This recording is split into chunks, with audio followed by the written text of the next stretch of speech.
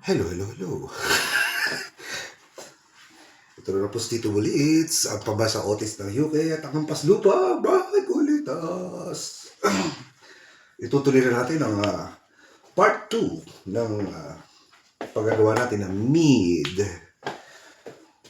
Alright, so, na-mix na natin yung honey, yung wora, woa. Woa. So, nahalo na siya. FYI, hindi pa kompleto yung ano niyan. Hindi pa kompleto yung kanyang water. Ito siya. Ilalagay na natin ang orange peel. Okay. Orange peel goes down. Alright. And then, yung ating orange juice. Sarap. Yan. And then yung ating panggatong, no? Cinnamon sticks. Yep. And then ito yung ating kakulangan sa tubig, ilalahalo na natin. Alright. So FYI, ang ratio ng ating water to honey is like, depende kasi minsan ang trip ko medyo matangis, so ginagawa ko is 1:4. Minsan 1:5. But today,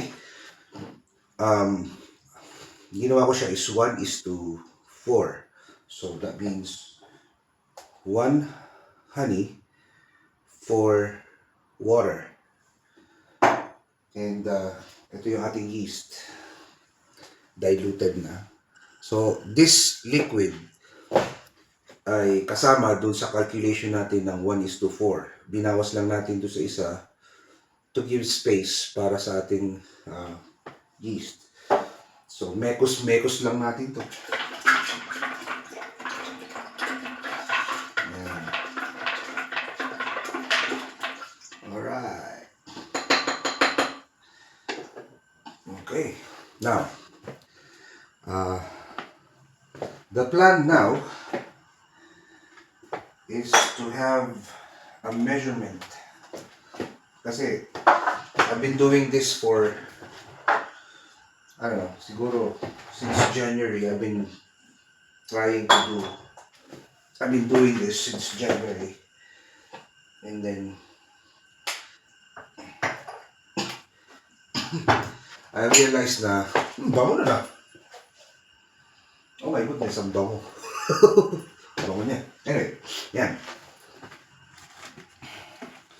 So, this is called a refractometer. Okay? Gagamitin natin to measure how much sugar is, basta. Ako na papaliwanag. Nahihirapan ako eh. Yun yung pahirapan si Tito Bulits. Alright.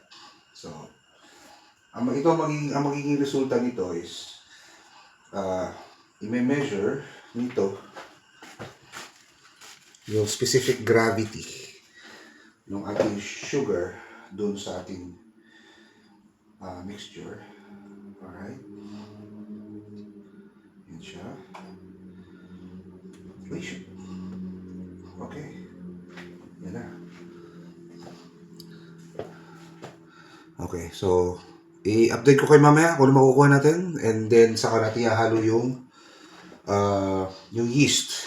Kasi kailangan measure muna natin yung sugar niya, saka natin lalagay yung yeast. Otherwise, magkakaroon ng false reading, hindi natin makakalculate ng tama kung gaano karami alcohol ang nilabas ng ating yun. Kung ano man yun. Mead. Alright. Bye-bye for now.